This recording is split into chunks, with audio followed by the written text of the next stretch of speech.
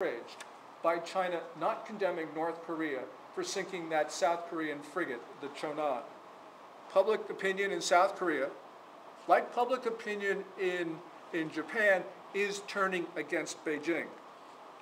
And although we Americans are a little bit slow on the uptake, there's also change in American foreign policy that we can see in the last couple months.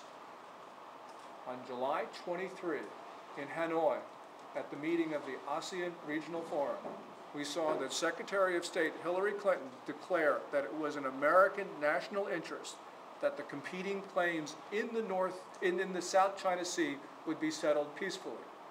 This enraged Beijing because for the first time, an American official said that China's claims in the South China Sea were without foundation. On Monday of this week, we saw Vice President Joseph Biden say that America's improvement of relations with China has to run, quote, through Tokyo.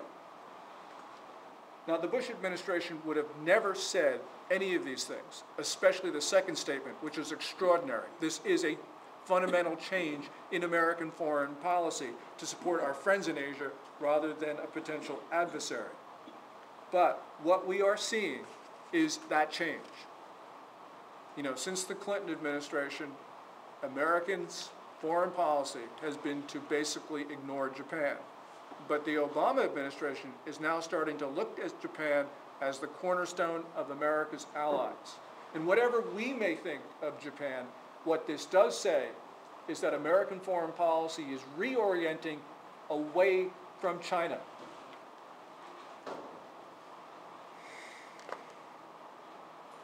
Now, China in the region is losing friends fast. As Beijing grows more aggressive, other nations are starting to band together to stop Chinese expansionism. And the reasons that are encouraging Beijing to adopt a hostile turn are making it very difficult for them to reverse course. What's going on?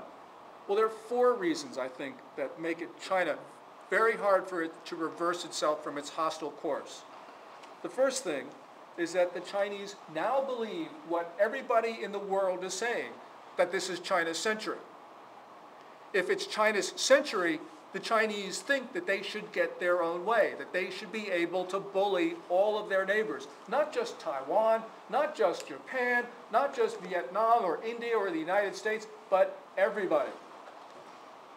Second reason why China is not going to depart from its hostile policy is because there's a leadership transition going on in China as the leaders of the so-called fourth generation prepare to make way for those of the fifth generation. And that's supposed to occur in late 2002. When leaders in China are fighting, it's not safe for any of them to sort of try to adopt a soft position towards other countries, and especially it's not safe to adopt a soft position towards the United States because Hu Jintao, the leader of China, is known to be a hardliner with regard to us. Third, there is turbulence in Chinese society, and that's tempting the Communist Party to raise the flag of nationalism even higher as a means of bolstering its legitimacy in Chinese society. If Beijing's technocrats cannot assure the continual delivery of prosperity, and there are a lot of problems in the Chinese economy right now, then the party leaders need to be seen to be standing up, Mao Zedong's famous phrase. So a weak China is just as dangerous, maybe even more dangerous than a strong one.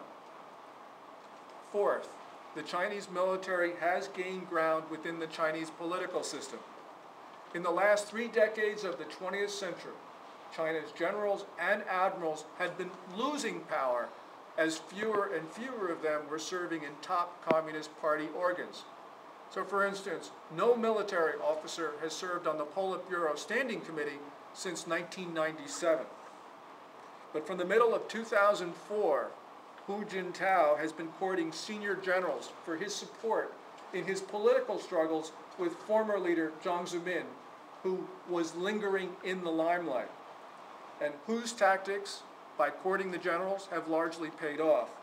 The military, for example, seems to have supported Hu Jintao in his efforts, or semi-successful efforts, to pick his successor in the 5th generation. And this is what we saw at the 17th Party Congress, which was held in October 2007. The military supported Hu Jintao.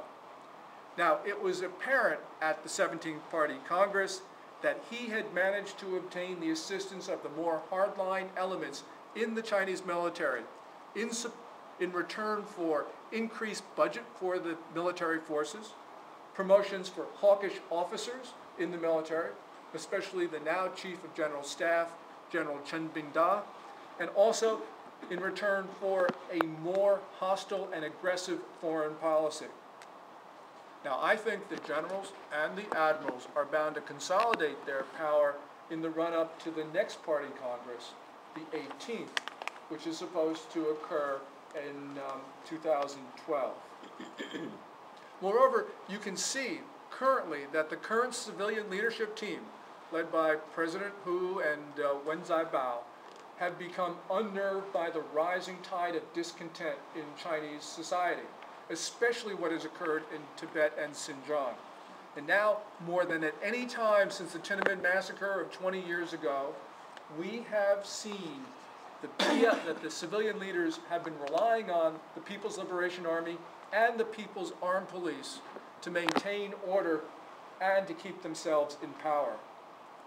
Now, this growing influence of the military is felt in Chinese foreign policy over the last 4 or 5 months. In February, a Chinese colonel said that they were looking forward to a, quote, hand-to-hand fight with the United States. Now, people in Washington are starting to listen. And as Americans listen to what these Chinese officials are saying, as we are challenged by an increasingly hostile and aggressive Beijing, we are seeing America and its allies starting to realize that we need to pay more attention to our friends, Taiwan included. Now, I realize, of course, that President Obama would naturally want, for instance, to sell Taiwan down the river, but I think that he cannot do so, largely because of this change in the views that we see among China policymakers, not only in Washington, but around the world. But it is something that we need to really pay attention to, and we need to support your efforts. As we can see, dictators always overreach, and especially China's. This means that China's century is about coming to an end, and a new era for Taiwan is beginning. Now, in this new era, the Taiwanese will have an historic opportunity. This road will be hard, but you have destiny on your side. Taiwan will never become China's 34th province. Long live a free and independent Taiwan. Thank you.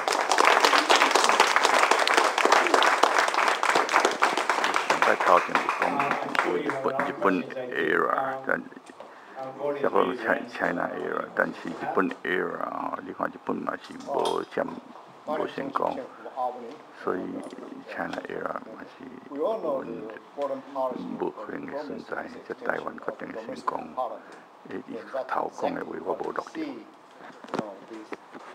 Different messages being sent out from China. I really